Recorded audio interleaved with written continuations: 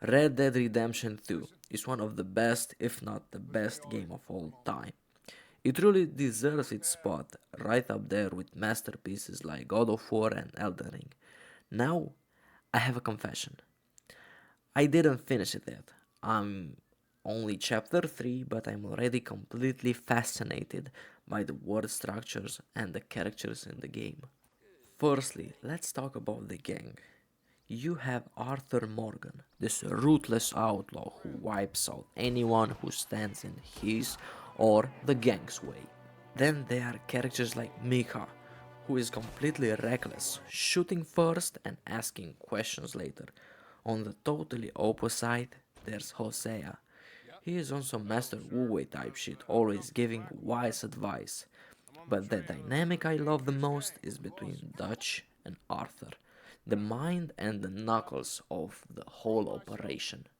We just moved our camp from the wetty woods down to a beautiful river, and I love how the story is going, especially Dutch, with his brilliant idea to trick both rival families in roads and take the money and the gold for the gang. I don't know how he pulls it off, but he's so charming and always one step ahead of everyone.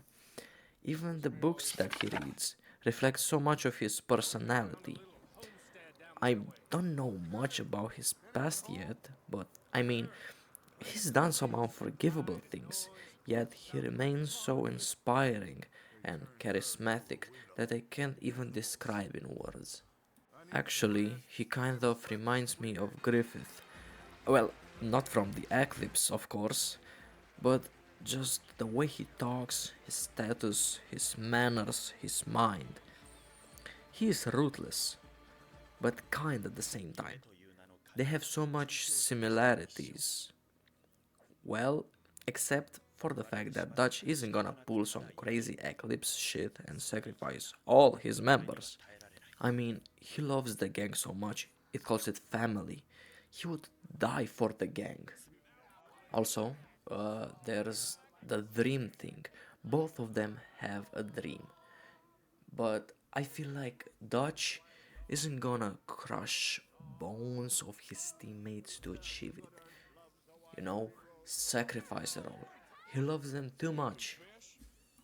And playing the game, there's a thing that caught my attention. In all of his speeches, he speaks in his name, not the gang's name. It's always, I'll figure this out, or I'll get everyone out of this. I feel like he doesn't listen to the gang that much, especially Arthur, who sometimes clearly doesn't enjoy the task that Dutch gives him. And the fact that Arthur is loyal to Dutch worries me a little bit. I get it, Dutch is absolutely brilliant when it comes to mind games and strategic plans, but I feel like Arthur sometimes follows him blindly everywhere. More about Dutch's leadership is I don't feel like he's taking the consequences of his actions too much. I get this feeling mostly from his constant phrases like I need time or bad luck. To put it in perspective, take the Blackwater massacre. For example, that was a very bad tactical plan, an absolutely mistake. But that cutscene he just said, we had bad luck, but we are not dead.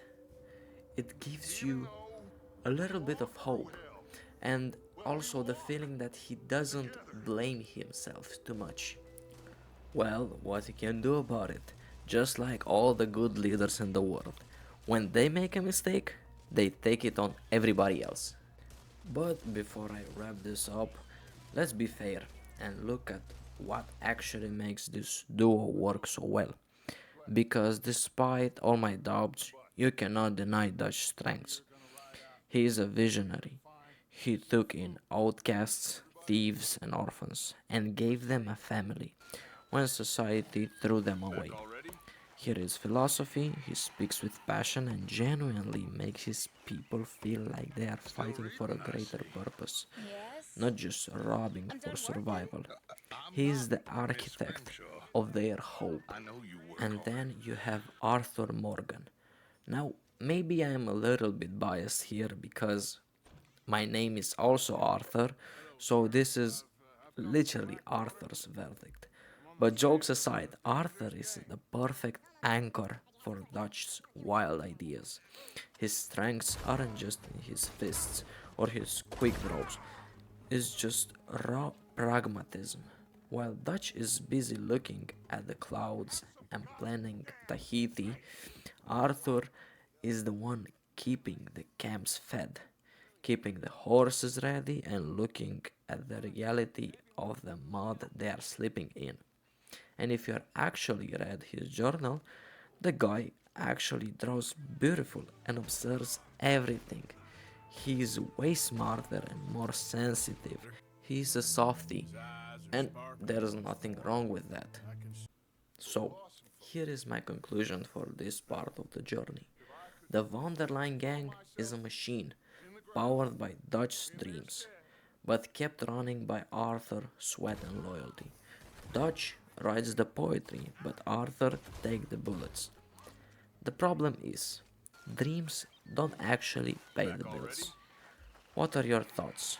Is reality going to catch up to them? Let me know down below in comments. And if you enjoyed the video, hit that like and subscribe button and leave a comment. But please, no spoilers, I am still playing.